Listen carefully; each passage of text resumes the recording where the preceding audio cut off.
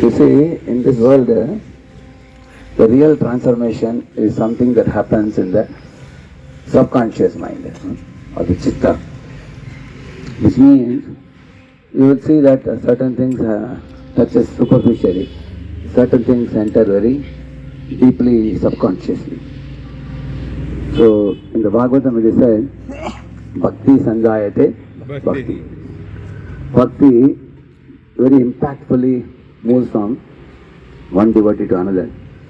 So you will see how when our Srila Prabhupada met his Guru, Bhakti Thakur, in the very first meeting it was very impactful. There was a great transformation.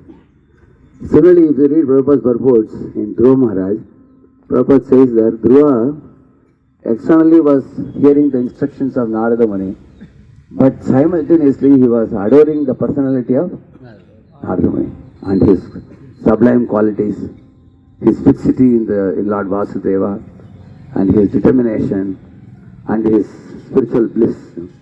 So by associating with that, Dhruva entered into a relationship with Narada Muni as a guru and disciple.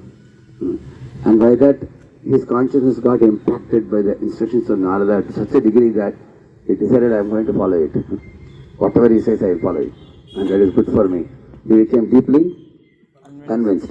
Same thing Prabhupada says if you read Mrigari, the Mrigari section. Mrigari was actually half killing animals, but he was very surprised how anybody in the jungle fears me. Instead of running away from me, this saintly person is coming towards me. And Narada was going towards Mrigari to deliver him. Correct, no? So Narada showed him a vision of what ghastly future awaits Mrigari if he continues his sinful business. When Mrigari saw that vision, he was trembling. He never thought that he is going to suffer so much in future when all the animals and birds would tear his body and cut it to pieces. So, and then he asked Narada Muni, how can I save myself from this dangerous future? Then Narada actually told him, very simple, chant the holy name. You chant the holy name. Krishna says, Aham Tvam Apradyo Moksha. So Lord will completely liberate you from all the past sins. You can forget your past like a bad dream. And you can proceed ahead in your spiritual life. So, but then Narada told him, you break your vow. Because the vow represents your sinful life. Once you break the vow, no more sinful life. But when he asked, if I break my vow, what will happen to my profession? If you don't have a profession, who will give me my daily bread? Narada said, I will send you, he said. If you chant the holy name. I will send me, what Narada Muni will just give a call to Krishna. Krishna will send. Because Krishna says, Yoga Kshema. So, Mrigari had firm faith in Narada's words. That's why he broke the vow.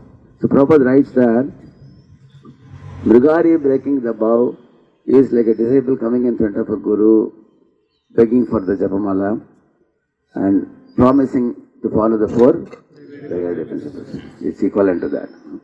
And Mrigari did that. And his sinful life, we put a full stop. And he accepted the holy name. And then when he chanted the holy name deeply entered his heart to such a degree that he started relishing and tasting the chanting of the holy name. He became oblivious to the external world. And the result of that was, all the people in the village saw that this dacoit has, this killer of the animals and birds, he has become a saintly person. So people's hearts became touched.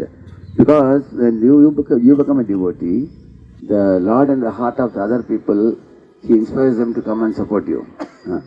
And that is how people come towards you. Otherwise, why should they come? Everybody came and brought the vegetables and fruits and cereals and sugar and ghee and everything they brought. When he and his wife, they opened the eyes, they saw huge amount of ingredients, much more than what they would need. He told the villagers, please take it back, we can't cook so much.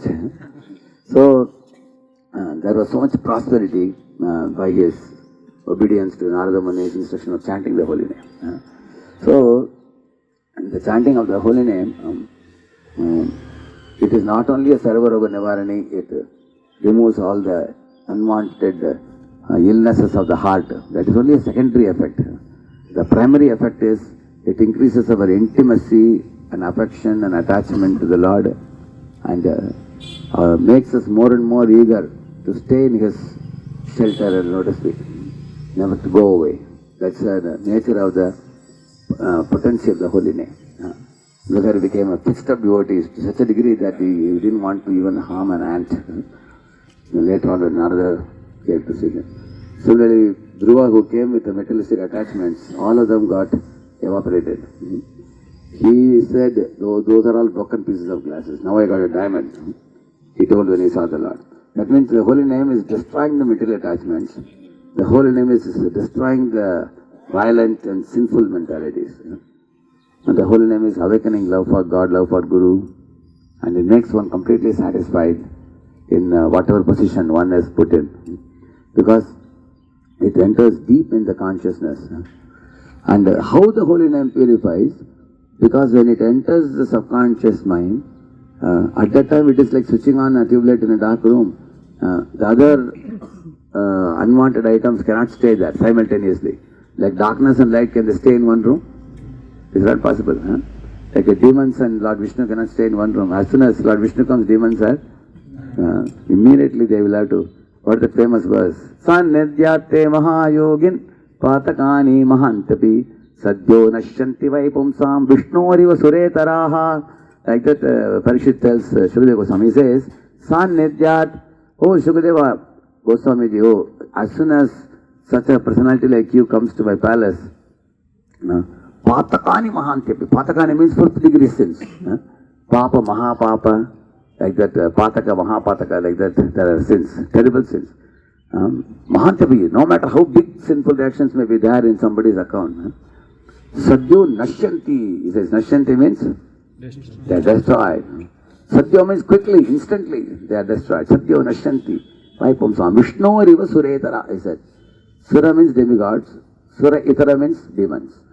So Vishnu Riva, as soon as Vishnu comes, how the demons flee, like that as soon as your holy name comes, immediately all the unwanted elements are driven away. So, and the holy name's effect can be experienced by anybody who is sincerely chanting, sincerely taking part in the Harinam Sankirtan, sincerely hearing the Srimad Bhagavatam. And the effect of the Lord in our life will come. And one has to take it to the heart very seriously. And one should not do it neglectfully. Neglectfully you can do in the beginning when you are unaware. But when we are aware, then one should take it very seriously.